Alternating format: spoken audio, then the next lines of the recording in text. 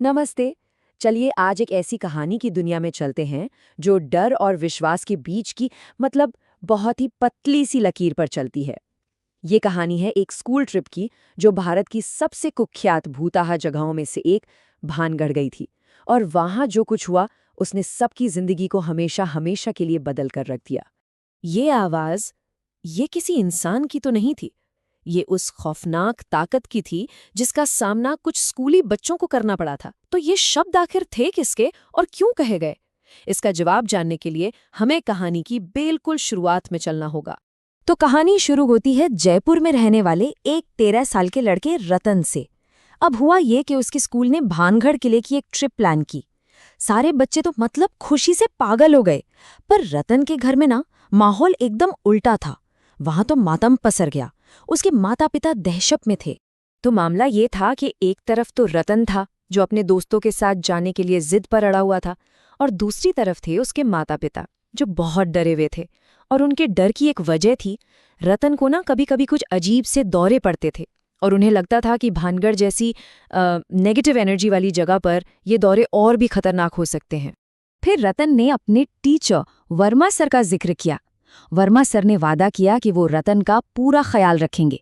बस ये सुनकर माता पिता का दिल थोड़ा पिघल गया। उन्होंने हाँ तो कर दी, पर मन में एक अजीब सी घबराहट थी।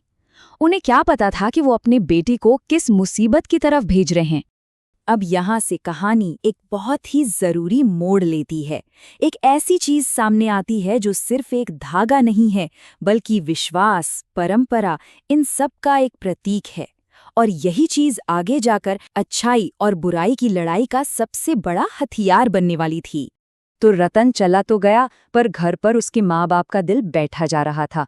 उसकी माँ ने बताया कि उन्होंने एक पंडित जी से एक खास धागा लिया है, एक रक्षा सूत्र, और वो रतन की कलाई पर बांध दिया है। ये उनकी आखिरी उम्मीद थी, एक तरह का पारंपरिक कवच।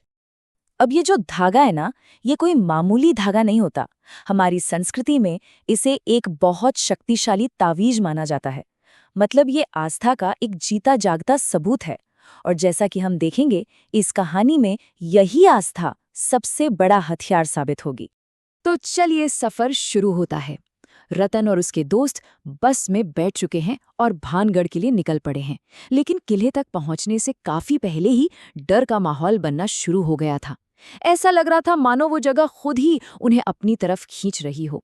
जरा इन घटनाओं के सिलसिले को देखिए। सबसे पहले तो बस में ही रतन को एक जबरदस्त दौरा पड़ता है।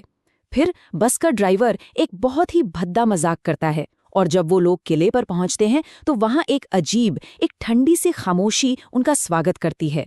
इन सब चीजों ने, चाहे वो सेहत से जुड़ी हों या किसी के मजाक से, बच्चों के दिमाग को उस खौफ के लिए तैयार कर दिया था जो किले के अंदर उनका इंतजार कर रहा था। सोचिए जरा, उस ड्राइवर का मजाक कितना गैर जिम्मेदाराना था। उसने बच्चों के डरे हुए मन को और भी ज्यादा भड़का दिया। क्या लगता है, क्या इस साइकोलॉजिकल खेल ने आगे जो हुआ उसमें कोई बड़ा रोल प्ले किया? और जैसे ही बच्चों ने किले के अंदर कदम रखा, उन्हें एक अजीब सी, मतलब हड्डियों तक को कंपा देने वाली ठंडक महसूस हुई। हवा में एक भारीपन था और चारों तरफ की खामोशी, वो खामोशी नहीं थी। ऐसा लग रहा था जैसे कोई कानों में फुसफुसा रहा हो। हर टूटी दीवार, हर पत्थर, सब उन्हें घूर रहा था। और फिर वो हुआ जिसके बारे में किसी ने सोचा भी नहीं था। अब तक जो चीजें सिर्फ कहानियों में थीं, जो डर सिर्फ माहौल में था, वो अब एक भयानक हकीकत बनने वाला था। आमने सामने का टकराव। वहां जो हुआ, यकीन मानिए वो किसी के भी होश उड़ा सकता था। रतन का दोस्त गिरीश अचानक जमीन पर तड़पने लगा, पर यह रतन के दौरे जैसा बिल्कुल नहीं था। अचानक वो हवा में उठ गया। उसकी आंखें पूरी तरह सफेद हो चुकी थी और उसके मुंह से एक ऐसी आवाज निकली जो किसी इंसान की हो ही नहीं सकती थी। और फिर उसी गैर इंसानी आवाज ने वो शब्द कहे जो हमने बिल्कुल शुरू में सुने थे। अब जाकर उनका पूरा खौफनाक मतलब समझ में आया। वो शैतानी ताकत उन बच्चों को अपना शिकार बनाना चाहती थी। ये सब देखकर तो सब लोग डर के मारे भाग खड़े हुए, अपनी जान बचाने के लिए। लेकिन रतन अपने दोस्त गिरीश को अकेला नहीं छोड़ पाया। और जैसे ही बाकी लोग बाहर निकले, किले का वो भारी भरकम दरवाजा एक जोरदार धमाके के साथ अपने आप बंद हो गया। अब अंदर सिर्फ 2 लोग थे, रतन और वो चीज जो गिरीश के अंदर थी। अंदर लड़ाई अब आखिरी मोड़ पर थी। जैसे ही उस ताकत ने रतन को पकड़ा, उसका हाथ गलती से अपनी ही कलाई पर जा लगा। और कलाई पर क्या था? वही धागा जो उसकी माँ ने बांधा था। धागे के छूते ही एक जोरदार चीख गूंजी और वो ताकत गिरीश के शरीर से बाहर निकल गई। वो धागा जो सिर्फ एक विश्वास का प्रतीक था, अब एक हथियार बन चुका था। कहानी अब अपने अंजाम की तरफ बढ़ रही है और यहीं पर वो सबसे बड़ा सवाल खड़ा होता है जो ये पूरी कहानी हमारे सामने रखती है। आखिर उस दिन उन बच्चों को बचाया किसने था? जब बाहर से दरवाजा तोड़ा गया तब भी वो काली परछाई उनका पीछा नहीं छोड़ रही थी। लेकिन अब रतन को पता था कि उसके हाथ में क्या है। उसने उस धागे को एक ढाल की तरह इस्तेमाल किया और उस ताकत को पीछे धकेल दिया और इस तरह सब लोग सुरक्षित बाहर निकल पाए। सब के सब बस में चढ़े और जितनी तेजी से हो सकता था वहां से निकल गए। लेकिन जैसे ही बस ने रफ्तार पकड़ी, पीछे उस वीरान किले से एक आखिरी दिल दहला देने वाली चीख गूंजी। एक ऐसी चीख जो ये बता रही थी कि वो ताकत हारी जरूर है, पर शायद खत्म नहीं हुई।